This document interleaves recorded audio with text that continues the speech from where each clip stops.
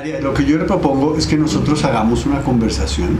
de la Ley de Seguridad Ciudadana desde la realidad. Me parece bien porque además creo que la ley violenta todo el concepto de seguridad ciudadana, porque la ley en el fondo lo que está haciendo es transmitiéndonos que está protegiendo a las instituciones del Estado y no está, digamos, enfocada en garantizar los derechos ciudadanos. Sí, en ese sentido de no estar enfocada en los derechos ciudadanos es que creo que se debe entender ese énfasis que la ley hace tanto en el mecanismo penitenciario como en la estructura de la captura, y por eso el endurecimiento de las penas es una pieza fundamental en la implementación de la ley y en el desarrollo de la ley. El endurecimiento de las penas, el aumento de las penas para ciertos delitos trata de enviar un mensaje simbólico a la sociedad, pero el efecto que va a traer en la realidad es agravar una realidad existente como la del hacinamiento en las cárceles y la falta, digamos, no solamente de lugares de detención de las personas, sino realmente de una discusión alrededor de la constitucionalidad como opera el sistema penitenciario en el país, donde este gobierno tampoco le dio una solución al fenómeno. Y fíjese cómo esto se prueba con una respuesta muy populista a un tema que en los últimos años ha dado mucho de qué hablar, sobre todo en los grandes medios de comunicación, y tiene que ver con la reincidencia.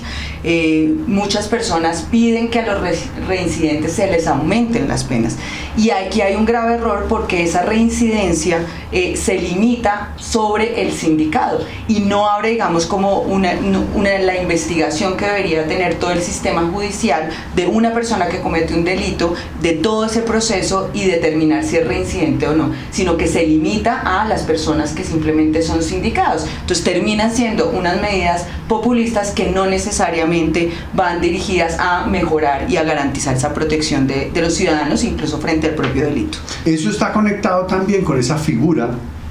que trae el Código de Seguridad y Convivencia Ciudadana, lo que conocemos popularmente como el Código de Policía, que son los traslados de protección, donde siempre se ha dicho que es una detención encubierta, porque realmente se trata de proteger a las personas que están o bajo el efecto de las drogas o en un estado de excitación y están inmersas en una de las conductas que contempla el código, de trasladarlos a unos lugares especiales y tenerlos ahí hasta que se pongan en manos de sus familiares o de algunos de sus conocidos.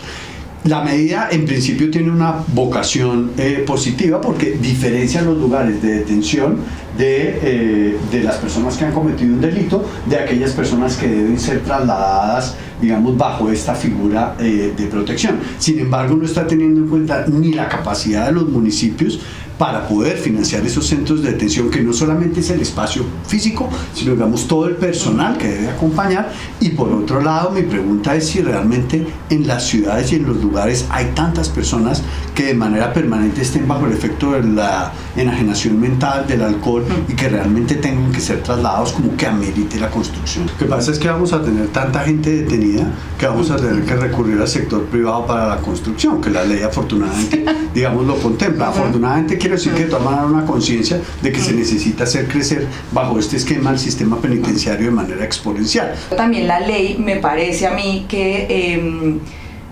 incita un poco la violencia. Fíjese en ese artículo donde hay una presunción de la legítima defensa en habitación y en vehículo propio, porque usted abre, digamos, la posibilidad de que las ciudadanas y los ciudadanos reaccionemos de manera violenta, ejerzamos la violencia frente a otro que creemos que está invadiendo nuestros lugares privados. Y creo que ahí está esta idea de la venganza, de reaccionar de mano propia frente a cualquier intento de agresión o de delito,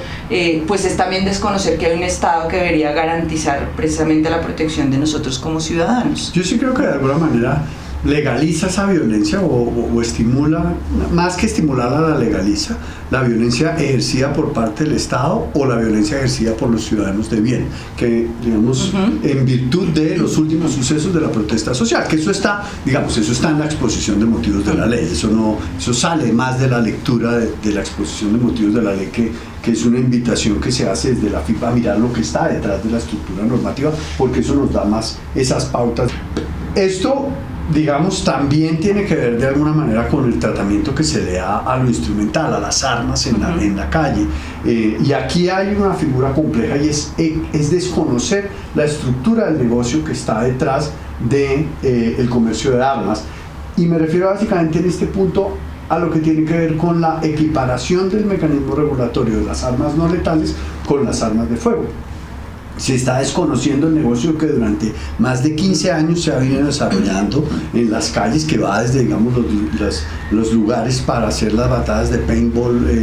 en fin, de todas las armas que se comercializan, que no quiere decirse que no deban legalizarse, pero se está desviando de alguna manera el debate, porque ahí hay un debate sobre toda esa cadena de producción y de comercialización y de uso. Vuelve y se traslada esto a la responsabilidad del consumidor final, desconociendo toda la estructura que está detrás. Además, no sé cuánta gente pasará en la ilegalidad con base en el proceso de implementación de la ley. La multa es concebida más como un mecanismo de recaudo de recursos que realmente como un mecanismo sancionatorio, porque además le da a la multa la vocación de tener que financiar los proyectos educativos y culturales dirigidos a la prevención, digamos, de las conductas contrarias a la convivencia, etcétera, y de la actividad delictiva. La multa no puede ser un mecanismo, digamos, de recaudo, que es precisamente lo que en la realidad acaba estimulando con unas órdenes no necesariamente escritas, donde se plantea y se dice que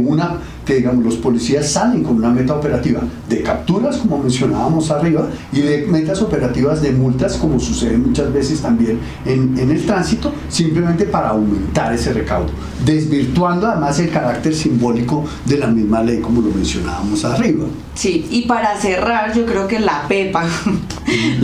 o la cereza del pastel de la ley tiene que ver con privilegios de la fuerza pública. Uno de esos es el aumento de la pena cuando un civil asesina a un miembro de la fuerza pública. Obviamente ahí hay aumento de penas para quien asesine menores de edad, mujeres, líderes sociales, etcétera, pero hace un énfasis en que el civil que asesine a un miembro de la fuerza pública va a tener un aumento de las penas. Y no sucede lo mismo al contrario, o sea, sabemos y hemos conocido los datos, el último informe donde participó la Fundación Unidas para la Paz en temas de fuerza letal, sabemos la cantidad de civiles que han sido asesinados a manos de la fuerza pública, y pareciera que la ley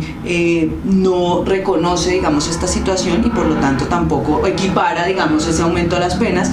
frente a un civil asesinado a manos de fuerza pública. Entonces creo que la pepa y la cereza es como nuevamente esos privilegios que se les da a la institucionalidad por encima de la garantía de los derechos ciudadanos.